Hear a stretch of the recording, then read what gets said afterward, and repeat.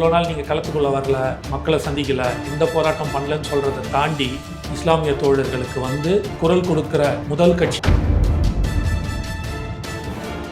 சும்மா எலெக்ஷனுக்கு ஒரு தடவையும் 6 மாதத்துக்கு முன்னாடி கட்சி தீமை மீட்டெடுப்போன்னு தாத்தா காலத்துலேருந்து வெறும் வாக்கரசியலாக மட்டுமே மக்களை பார்த்து கொண்டிருக்கிற இந்த என்னோட மீனவர்கள் 800 மீனவர்கள் செத்துருக்காங்க.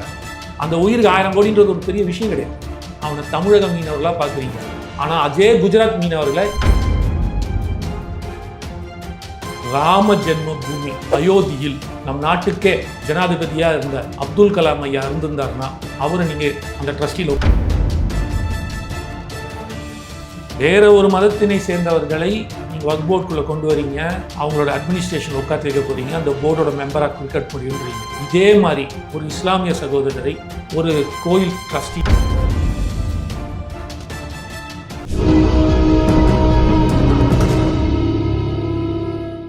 டேக் ஒன் நேயர்களுக்கு வணக்கம். இன்று நம்முடன் இணைந்திருப்பவர் தமிழ்நாடு இளைஞர் கட்சியை சேர்ந்த திரு காமேஷ் அவர்கள். வணக்கம் சார். வணக்கம் பிரதர். நல்லா இருக்கீங்களா சார்? நல்லா இருக்கும் பிரதர். ஒட்டுமொத்த இந்தியாவுக்கும் இப்போ வந்து அந்த வக்ஃபு சட்ட திருத்த மசோதா வந்து நிறைய சிறுபான்மை மக்கள்கிட்ட எதிர்ப்பு கிளம்பியிருக்கு. எதிர்கட்சிகளும் நாடாளுமன்றத்தில் 223 எதிர்கட்சி உறுப்பினர்கள் வந்து நாடாளுமன்ற உறுப்பினரும் அவங்களோட எதிர்ப்பை தெரிவிச்சிருக்காங்க. இதை பற்றி உங்களோட கருத்து சார்? முதல்ல இது வக்ஃப் போர்ட் சீர்திருத்த மசோதா, இதில் சில சீர்திருத்தங்கள் கொண்டு வந்திருக்காங்க. இதில் நிறையா நல்லதும் இருக்குது, கெட்டதும் இருக்குது. ஸோ தமிழ்நாடு இளைஞர் கட்சி சார்பாக தான் இந்த கேள்விக்கு நான் பதில் வைக்கிறேன். இது தாவைக்காவோட ஸ்டாண்ட் வேறு மாதிரி இருக்குது. இது எதிர்ப்பு தெரிவிச்சிட்டாங்க. எங்களுக்கு சின்ன மாற்று கருத்து இருந்தாலும் பட் எப்போவுமே நம்ம உண்மையை தான் பேசிடுவோம். அதனால் வந்து ஆதரிக்கிறோன்றதுனால எல்லாத்துக்குமே முட்டுன்ற சில உருட்டு பீப்புள் மாதிரி நம்ம கிடையாது, ஊப்பி மாதிரி கிடையாது, கண்மூடித்தனமாக. ஸோ நல்ல விஷயங்களும் இதில் இருக்குது. இதை தாண்டி சில பிரச்சனைகளும் இருக்குது. அந்த ப்ரைமரியாக என்ன பார்க்குறோன்றதையும் பார்க்கணும். ஒரு 10 நல்ல விஷயம் இருக்கும், ஒரே ஒரு கெட்ட விஷயமா இருக்கும். ஆனால் அது வந்து அந்த 10ஐயும் தாக்கக்கூடிய அளவுக்கு, அது ஒரு கிண்ணத்தில் மொத்த பால் இருந்தாலும் ஒரு சொட்டு விஷம் விழுந்தாலும் அது மொத்தமாக விஷமாக மாறும்னு சொல்லுவாங்கள்ல, அந்த ஸ்டாண்டர்ட் பாயிண்டில் பார்க்கும்போது இன்னும் பெட்டர்மெண்ட் பண்ணியிருக்கணும் அப்படின்ற ஒரு பாயிண்ட்டு. ரெண்டாவது, இதில் நிறைய இஷ்யூஸ் இருக்குது உள்ள, அதையும் நம்ம பார்க்குறோம். ஸோ அதை இன்னும் தெளிவுபடுத்தலை. நம்ம கொடுத்துட்டாங்க, அதை எடுத்து படிச்சிட்டோம். ஆனால் இது என்னன்னா, என்ன பொறுத்த மட்டும் நான் ஏன் வந்து இது அப்படியே இதை வந்து கடந்து போகிற அளவுக்கு நான் பேசுகிறேன், இன்னும் டீட்டெயில்டாக பேசுகிறதுக்கு ரீசன் என்னென்னா, இதை நான் சில வக்ஃப் போர்டு டீம் இருக்காங்க இல்லையா, இதெல்லாத்தையும் எடுத்துகிட்டு போயிட்டு இதுக்கு முன்னாடி என்ன நடந்துச்சு, இது ஏன் இப்படி மாற்றிருக்காங்க, நீங்கள் எவ்வளோ நாள் ப்ராக்டிஸ் பண்ணீங்க, இவ்வளோ நாள் ஒரு ஒரு கட்டமைப்பில் அவங்க பண்ணி வச்சுருப்பாங்கள்ல, அது எப்படி இருக்குது, இது எப்படின்னு தீர ஆஞ்சதுக்கப்புறம் மேபி நெக்ஸ்ட் டைம் ஒரு 10 நாள் மேக்ஸிமம் 1 வீக்குள்ளே அது தெரிஞ்சுட்டு அடுத்த இன்டர்வியூஸில் வேணால் நான் டெஃபினட்டாக இதோட கிளியர் கட்டாக என்னன்றது சொல்லிட்டு.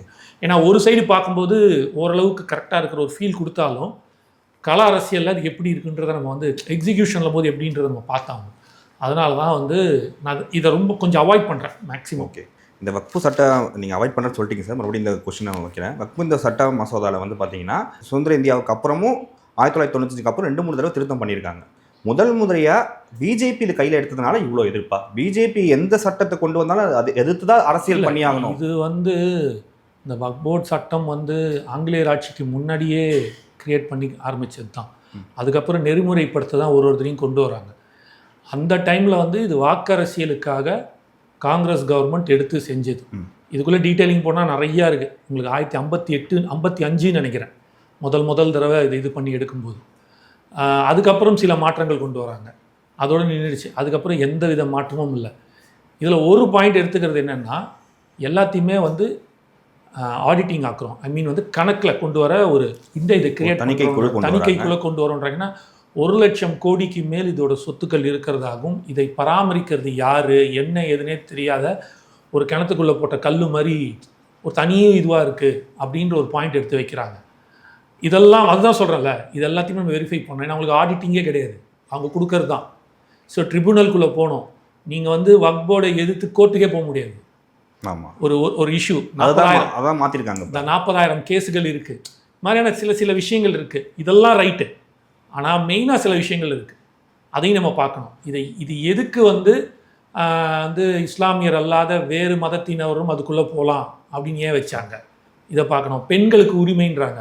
ஆனால் நேற்றுக்கு நான் விசாரிச்ச வரைக்கும் ஆல்ரெடி பெண்கள் இருக்காங்க கவுன்சிலில்.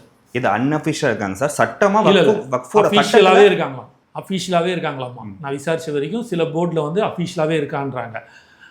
நேற்றுக்கு பார்க்கும்போது திடீர்னு தாஜ்மஹாலே வக்ஃப் போர்டு வந்து 1998 வந்து எங்களோடது, அது எங்களுக்கு சொத்துன்னு சொல்லிட்டு அது போட்டது. ஆர்கியாலஜிக்கல் டிபார்ட்மெண்ட் அது எங்களுதுன்னு எடுத்ததா ஒரு சட்டத்தில் கோர்ட்டில் வந்து கேஸ் நடக்குது. 2008 அது முடியாதுன்னு தீபக் மிஸ்ரான்ற ஒரு ஜட்ஜு வந்து வாய்ப்பில்லை, இதை இப்படி செய்ய முடியாது. ஏன்னா இதை ஒரு தடவை ஏன்னு கேட்டாங்கன்னா, 2 கல்லறை உள்ளே இருக்குது, அது எங்களுக்கு சொந்தமானது, எங்கள் ராஜாக்கள் ஏதோ அந்த மாதிரி ஏதோ ஒரு விஷயத்தை எடுத்து வச்சுருக்காங்க, அவங்க கொடுத்தது தான்ட்டு. ஸோ இது எல்லாமே நெறிமுறைப்படுத்துறதுன்னு ஒரு தரப்பு சொன்னாலும், இப்போ ஒரு தரப்பு வாதம் தான் கேட்டிருக்கோம்.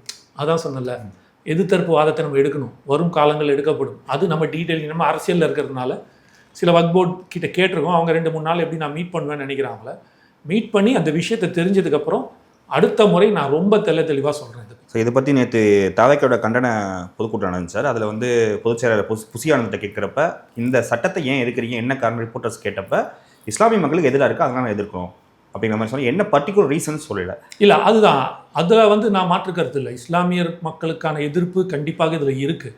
ஸோ அதை தான் சொல்கிறேன்ல, இப்போ ஒரு தரப்பு பக்கத்தில் நம்ம கேட்டுட்டோம், இன்னொரு பக்கத்தில் நான் கேட்கணும். மேபி அண்ணா பேசியிருந்துருக்கலாம், அண்ணா வக்ஃப் போர்டில் அவருக்கு டைரெக்டாக ஆட்கள் இருக்கும், அவங்க வந்து போராட்டத்துக்கு கலந்துட்டு இருக்காங்க, என்ன பிரச்சனைகள் எடுத்து வச்சு சொல்லியிருந்துருக்கலாம். ஆனால் முதல் முறையாக இவ்வளோ நாள் நீங்கள் களத்துக்குள்ளே வரல, மக்களை சந்திக்கலை, எந்த போராட்டம் பண்ணலன்னு சொல்கிறத தாண்டி இந்த முறை மக்களுக்காக முக்கியமாக நம்மில் ஒருவரான இஸ்லாமிய தோழர்களுக்கு வந்து குரல் கொடுக்குற முதல் கட்சியாக தாவேக்கா நிற்கிதுன்றதை நான் இங்கே பார்க்குறேன். ரொம்ப வரவேற்கிறது. கண்டிப்பாக தாவேக்கா தலைவர் விஜய்கிட்டேருந்து பெரிய அறிக்கை வந்து ஒரு அறிக்கை வந்திருக்கு. அந்த அறிக்கையை நான் படித்தேன். அதில் இருக்கிற நிறையா விஷயங்கள் வந்து எந்த அளவுக்கு உண்மைத்தன்மைன்றதை நம்ம எடுத்து டேட்டாவோட பேசணும். அண்ணா சொன்னார்ன்றக்கா நான் அப்படியே பிளைண்டாக சொல்ல விரும்பலை, அதை தான் நான் சொல்கிறேன். அண்ணா சொல்லிட்டார்ப்பா அப்படின்னு நான் சொல்ல விரும்பலை. அதோட டேட்டா எடுத்து வச்சுக்கிட்டு நான் பேசுகிறேன். ஏன்னா நான் இதில் ஒரே விஷயம் தான் பார்க்குறேன். வேறு ஒரு மதத்தினை சேர்ந்தவர்களை நீங்கள் வக்ஃப் போர்டுக்குள்ளே கொண்டு வரீங்க, அவங்களோட அட்மினிஸ்ட்ரேஷனில் உட்காந்து வைக்க போகிறீங்க, அந்த போர்டோட மெம்பராக கிரிக்கெட் முடியுன்றீங்க. இதே மாதிரி ஒரு இஸ்லாமிய சகோதரரை கொண்டு போயிட்டு ஒரு கோயில் ட்ரஸ்டியாக உட்காந்து வைப்பீங்களா? இதான் என்னோடய முதல் கேள்வி. இந்த கேள்விக்கு பதில் இல்லை. என்னோடய கேள்வி ரொம்ப சிம்பிள். ஒரு அறநிலைத்துறை, ஒரு கோயில் இருக்குது, ட்ரஸ்டீஸ் நிறையா இருக்காங்க. உதாரணத்துக்கு திருப்பதி தேவஸ்தானத்துமே எடுத்துப்போங்க. அதில் அந்த கோயில் அதாவது இந்துக்கள் தான், இந்துக்கள் அல்லாத ஒரு இஸ்லாமியரை நீங்கள் உள்ளே சேர்ப்பீங்களா? இங்கே நீங்கள் சேர்க்குறீங்கல்ல, இந்த மாதிரி எவ்வளோ ட்ரஸ்டி இருக்குது, எவ்வளோ அறங்காவலர்கள் இருக்காங்க, அவங்க ஒரு போர்டு வச்சு நடத்துகிறாங்க. பிள்ளையார்பட்டி இருக்குது, திருப்பதி இருக்குது, இது மாதிரி நிறையா இருக்குது. ஸோ இதுக்குள்ளே நீங்கள் சேர்ப்பீங்களா? இப்படி ஒரு சட்டத்தை கொண்டு வரதுக்கு ஏற்றுப்பாங்களா பாஜகன்ற ஒரு கேள்வி இருக்குல்ல. நீங்கள் முன்வைத்த கேள்வி தான் சார் பிஜேபி காரங்களும் முன்வைக்கிறாங்க. அதாவது ஒன்றிய அரசு எப்படி சொல்கிறாங்கன்னா, இப்போ வந்து இந்து சமய அறநிலையத்துறை வந்து கிட்டத்தட்ட தமிழக அரசு கட்டுப்பாட்டில் இருக்குது, அதோட நிதி வருவாய் எல்லாமே அவங்களோட கண்ட்ரோலில் தான் இருக்குது. அது மாதிரி தன்னிச்சையான முடிவுகள் இவங்க எடுத்துகிட்டு இருக்காங்களே, இதை கண்ட்ரோல் பண்ணால் ஏன் உங்களுக்கு கோவம் வருது? யார் இவங்க வானதி சீனிவாசன் கேட்டிருக்காங்க, தமிழிசை சவுந்தரராஜன் கேட்டிருக்காங்க. இது வக்ஃப் போர்டு எடுக்கிறது. ஆமாம், அதுதான் சார் சொல்கிறேன். நீங்கள் சில விஷயங்கள் கொண்டு வந்திருக்கீங்க, அது ஏற்கப்படுகிறது. ஆடிட் பண்ணணும்னு சொல்கிறீங்கல்ல, அது ஏற்கப்படுகிறது. கணக்குக்குள்ளே வரணும்னு சொல்கிறீங்களே, அது ஏற்கப்படுகிறது. அதெல்லாம் இருக்கும். ப்ரைமரியான ஒரு விஷயம் இருக்குது.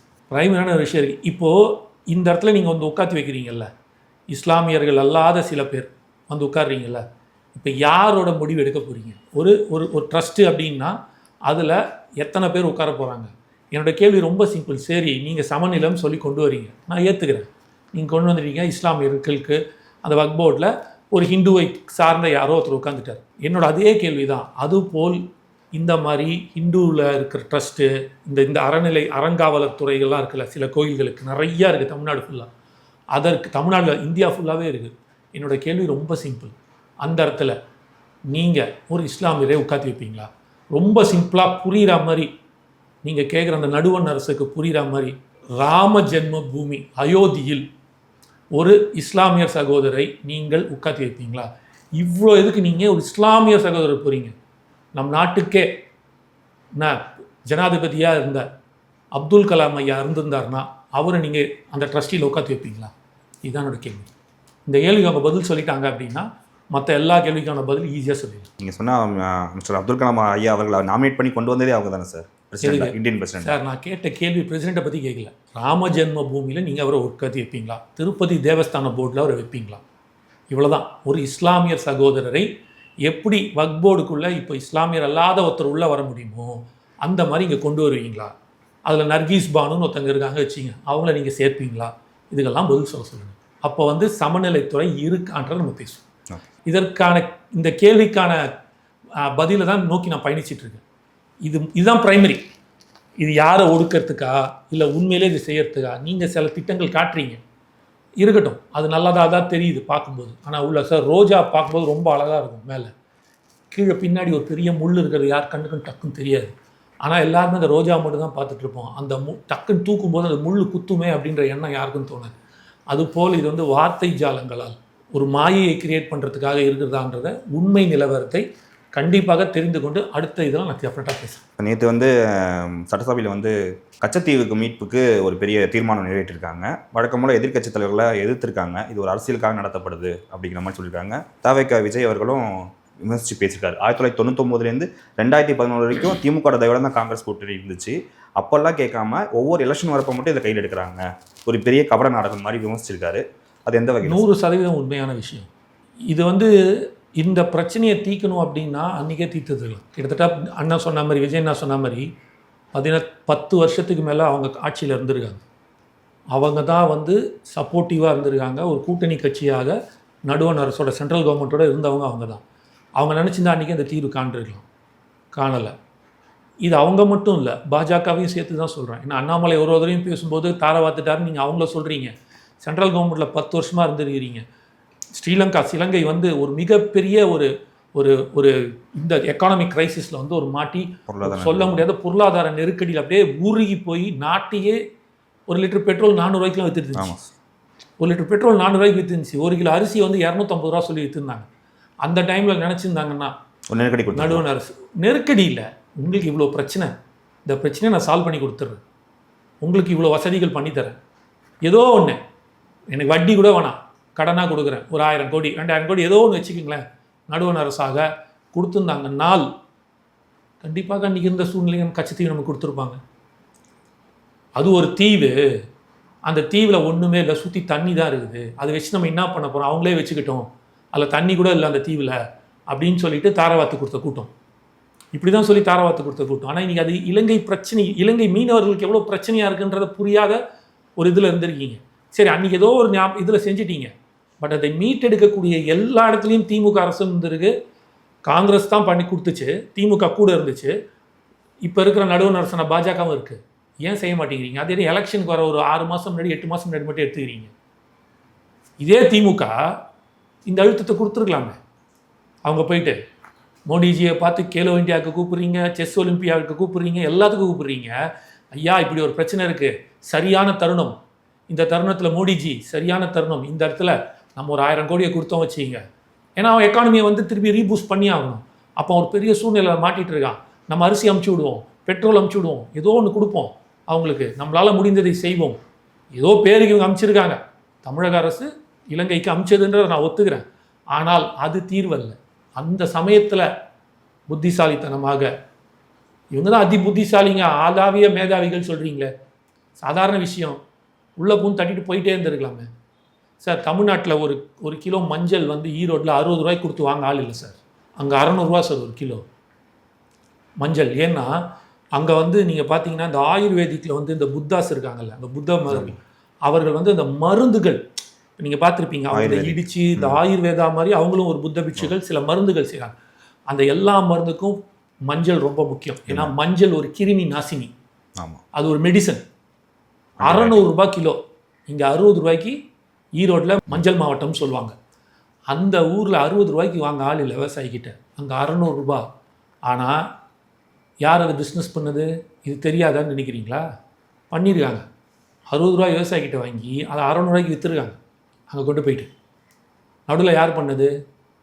ஒரு அரசியல்வாதி தெரிஞ்சுக்கிட்டு ஒரு பிஸ்னஸ் மேன் கைக்குள்ளே போட்டுட்டு பண்ணியிருக்காங்க. ஒரு உதாரணத்துக்கு சொல்ல வரேன், இந்த மாதிரி பல விஷயங்கள் இருக்குது அவங்களுக்கு தேவைப்படுறது. அன்றைக்கி நீங்கள் செஞ்சுருக்கலாமே. திமுக அரசு இருந்துச்சு, ஒரு அழுத்தம் சென்ட்ரல் கவர்மெண்ட் கொடுத்துருந்தாங்க, நடுவண் அரசு கொடுத்துருந்தாங்கன்னா கண்டிப்பாக அது போயிருக்கும். அப்போ இவர் சொல்லியும் அவங்க செய்யலைன்னா அப்போ ஏற்றுக்கலாம். சும்மா எலெக்ஷனுக்கு ஒரு தடவையும் 6 மாதத்துக்கு ஒரு முன்னாடி கட்சித்தீவை மீட்டெடுப்போன்னு தாத்தா காலத்துலேன்னு சொல்லினுக்கிறாங்க. இந்த கூவத்தை வந்து க்ளீன் பண்ணுறோன்னு 67ன்னு சொல்லிட்டு இருக்காங்க தெரியுமா, அந்த நிதி ஒதுக்குறாங்கல்ல, அந்த மாதிரி இதுவும் ஒரு கூவல். அது வந்து ஒரு கூவலாக தான் பார்க்கப்படுகிறது, வேறு எதுவும் பெருசாக இல்லை. நிச்சயமாக எடுக்க மாட்டாங்க 26ல். இது வந்து உண்மையிலே அந்த எண்ணம் இருக்கணும், தன் மீனவர் மேலே தன் மக்கள் நீ சரி பண்ணி கொடுத்துட்டோன்னு ஓட்டு போட மாட்டேன். அந்த எண்ணம் தான் இவங்களுக்குலாம். இதை வச்சு அரசியல் பண்ணி இதை வச்சு வாக்கு வாங்கணுன்ற வெறும் வாக்கு அரசியலாக மட்டுமே மக்களை பார்த்து கொண்டு இருக்கிற இந்த திராவிட அரசியல்கள், திராவிடம்னு நான் 2 பேரும் சேர்த்து தான் சொல்கிறேன், இருக்கிற வரைக்கும் இதற்கு தீர்வே கிடையாது. உண்மையாகவே தன் மக்கள் மீதும் தன் மண்ணின் மீதும் தன் மொழி மீதும் தன் இனத்தின் மீதும் தன் சமுதாயத்தின் மீதும் ஒரு அக்கறை இருக்கிற ஒரு தலைவன் வருவான் தெரியுமா, அவன் இந்த பிரச்சனையை தீர்த்து கொடுப்பான். 26 இந்த பிரச்சனை கண்டிப்பாக சால்வ் ஆகும் விஜய் அண்ணா வந்ததுக்கப்புறம். பாருங்கள் சார், எப்படி நீங்கள் சட்ட முன்னெடுப்புகள் மூலியமாக தானே சரி பண்ணி ஆகணும் சார் இதை? சார் அதுக்கான முன்னெடுப்புன்னு ஒன்று இருக்குல்ல, அந்த முன்னெடுப்பு எடுக்கணும்ல. இப்போ ஒரு பிரச்சனை இருக்குல்ல, இந்த பிரச்சனையை தீர்க்க முடியும். இன்றைக்குமே அவங்க ஒன்றும் ரெக்கவரி ஆகலை. இன்றைக்கும் பல பிரச்சனைகள் அவங்களுக்கு இருக்குது. அவங்களோட பிரச்சனை ஆக்சுவலி நீங்கள் பார்த்தீங்கன்னா 2 விஷயம் தான் சார் இலங்கையை பொறுத்த மட்டும். ஒன்று ஃபிஷரி, இன்னொன்று டூரிசம். கொரோனாவில் டூரிசம் ஒட்டு மொத்தமாக காலி. அதனால தான் அவங்களோட எக்கானமியே காலி, பொருளாதாரம் அடி வாங்கிடுச்சு பயங்கரமாக. இப்போ தான் கொஞ்சம் கொஞ்சமாக ஸ்டார்ட் ஆகி வருது. அதற்கு நீங்கள் உதவி செய்யக்கூடிய இடத்தில் இன்றைக்கி தமிழ்நாடும் இருக்குது, இந்தியாவும் இருக்குது. செய்ய முடியாததுன்னு இல்லை. அதை செய்தால் அண்ணா சொன்னார்ல 99 வருஷம் லீஸு, ரொம்ப சிம்பிள். போயிட்டு உனக்கு ஒரு 1000 கோடி பணம் கொடுக்குறேன், உனக்கு இன்ஃப்ராஸ்ட்ரக்சர் டெவலப்மெண்ட்டுக்கு நான் ஹெல்ப் பண்ணுறேன், 1000 கோடி கொடுக்குறேன். 99 வருஷம் லீஸ் பண்ணால் அவன் போடுவானா போட மாட்டானா? போட மாட்டானா? அவ்வளோதான். வட்டி இல்லாமல் 1000 கோடி கொடுக்குறேன் சார், 99 வருஷம் இருந்துட்டு போட்டுமே. என்னோட மீனவர்கள் வரைக்கும் 800 மீனவர்கள் செத்துருக்காங்க. அந்த உயிருக்கு 1000 கோடின்றது ஒரு பெரிய விஷயம் கிடையாது. தினம் செத்துட்டு இருக்கான், தினம் போட்டை உடைக்கிறான், எவ்வளோ பிரச்சனைகள் இருக்குது அவனுக்கு. அவன் உசுரோட வருவானானே தெரிய மாட்டேங்குது. அதையும் சொல்லியிருக்காரு. ஏன்னா நீங்கள் அவனை தமிழக மீனவர்களாக பார்க்குறீங்க, ஆனால் அதே குஜராத் மீனவர்களை இந்திய மீனவர்களாக பார்க்குறீங்க. இந்த பாரபட்சம் தான் இங்கே பிரச்சனை. இதை தான் நாங்கள் எடுத்து வைக்கிறோம். இதுவரை அவர்கள் தமிழக மீனவர்கள் மாட்டிக்கொண்டாருன்னு தான் சொல்லிட்டு இருக்கான், எங்கேயுமே இந்திய மீனவர்கள் சொல்ல. ஆனால் இதே குஜராத் இருக்கும்போது குஜராத் மீனவர்கள் சொல்லியே இந்திய மீனவர்கள் தானே சொல்கிறாங்க. மோடி ஏன் உங்கள் ஊருக்காரர்னா அப்புறம் நாங்கள் எல்லாருக்குமான அரசுன்னு சொல்லிருக்கிறீங்க. வட இந்திய மீடியாக்கள் எப்போது தமிழ் ஃபிஷர்ஸ்மேன்ஸ் தான் அப்படி தான் சொல்லுவாங்க, பார்த்துருக்கீங்களா நீங்கள்? ஆமாம். ஆனால் அங்கே வரும்போது மட்டும் அப்படி சொல்ல மாட்டேங்கிறீங்க. குஜராத்னு சொல்ல மாட்டேங்கிறீங்களே, இந்தியன் ஃபிஷர்ஸ் மராத்தின்னு சொல்ல மாட்டீங்களே. இதே மகாராஷ்டிரா இந்த பிரச்சனை இருக்குது, சொல்கிறது இல்லையே. என்னன்னு சொல்கிறீங்க? இந்தியன் ஃபிஷர்மேன்ஸ் தானே சொல்கிறீங்க. இங்கே மட்டும் வரும்போது தமிழ் பேஸ்டு ஃபிஷர்மேன்ஸ்னு சொல்கிறீங்க. அப்போ இந்த வித்தியாசம் இருக்கிற வரைக்கும் நீங்கள் எப்படி மாற்றுவீங்க?